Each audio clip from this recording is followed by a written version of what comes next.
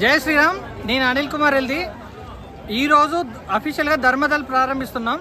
రాముడి కళ్యాణం అయింది భద్రాచలంలో శ్రీవారి పాదాల కింద. ఈరోజే నవమి అయింది, అంటే రాముడు పుట్టినరోజు, రాముని వివాహం అయిన రోజు. ఈరోజు ధర్మదల ప్రారంభిస్తున్నాం.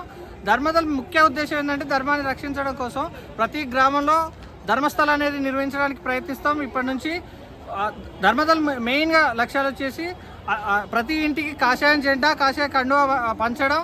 దాంతోపాటు మన హిందూ ఐడెంటిటీ అనేది చాలా వరకు డిస్ట్రాయ్ అవుతుంది. ముఖ్యంగా తెలుగు రాష్ట్రాల్లో, తెలంగాణలో ఇప్పుడు ప్రజెంట్ స్టార్ట్ అవుతుంది.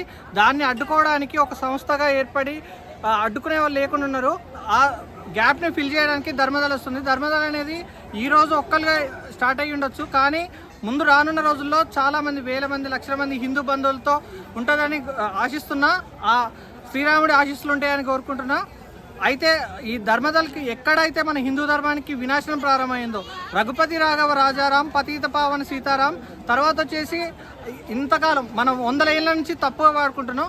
దాన్ని కరెక్ట్ చేసుకుంటూ అసలు లక్ష్మణ్ శాస్త్రి గారు రాసిన రఘుపతి రాఘవ రాజారాం పతిత పావన సీతారాం, సుందర విగ్రహ మేఘశ్యాం, గంగా తులసి శాలిగ్రామ్, భద్రగిరి సీతారాం, ఈ ఒరిజినల్ సాంగ్ని ధర్మదలకు సంబంధించిన ప్రార్థనాగేయంగా తీసుకుంటున్నాం. దీన్ని ధర్మదల ప్రతి కార్యక్రమంలో ముందు స్టార్ట్ చేస్తున్నాం. ఈరోజు స్టార్ట్ అయింది. తర్వాత ప్రతి ఏడాది కూడా ధర్మదల్ ఈరోజు వచ్చేసి ఏప్రిల్ 6, 2025.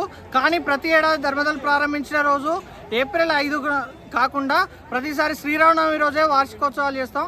ఈ రోజు ఒక్కటిగా ప్రారంభమైంది. వచ్చే ఏడాది దీన్ని ఇంకా చాలా గ్రాండ్గా చేస్తామని కోరుకుంటున్నా. జై శ్రీరామ్.